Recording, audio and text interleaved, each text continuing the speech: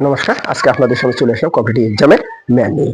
দেখো কত সহজে আমরা এই অঙ্কটা করতে পারি।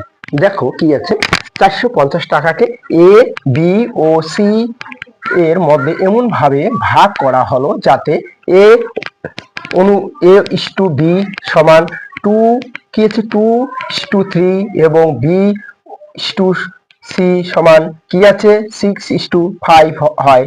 তাহলে সি কত টাকা পাবে? পরীক্ষা ছিল ডব্লিউবিপিএসসি ফুড সাপ্লাই এসেছিল 2024-এ। দেখো এটাকে কিভাবে করবো।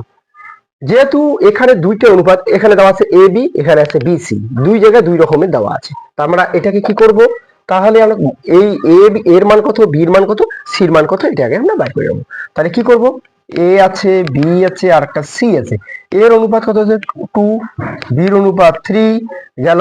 এবার কি আছে, বির অনুপাত কত আছে 6, আর হচ্ছে সির অনুপাত আছে কত 5 গেল। এখানে কি আছে, এখানে দেখো কি আছে, এখানে আছে 3, এখানে আছে 3, তাহলে এটা দিয়ে এটাকে পূর্ণ করতে হবে। তাহলে 3, এখানে কি আছে 6, তাহলে এখানে 6 দিয়ে পূরণ করতে হবে।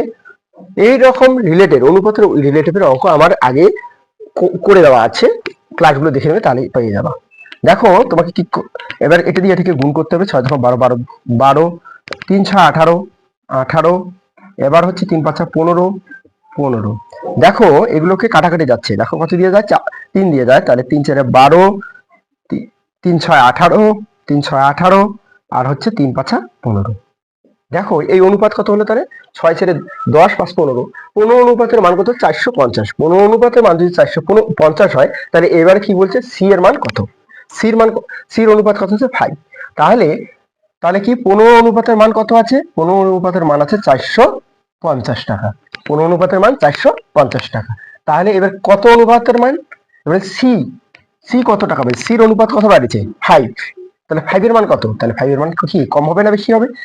15 মান যদি 450 হয়, তাহলে 5 এর মান কি হবে, বা 5 এর মান কত হবে, তাহলে কম হবে, কমটা উপরে গেল, নিচে আসলো 15। এটা দিয়ে এটাকে কাটো, তাহলে হচ্ছে 3 15 45, শূন্য আছে শূন্য পাশে দিলাম, তাহলে হচ্ছে 3 5 15, 15 শূন্যটা পেটে বসে দিলাম, কত হলো 150।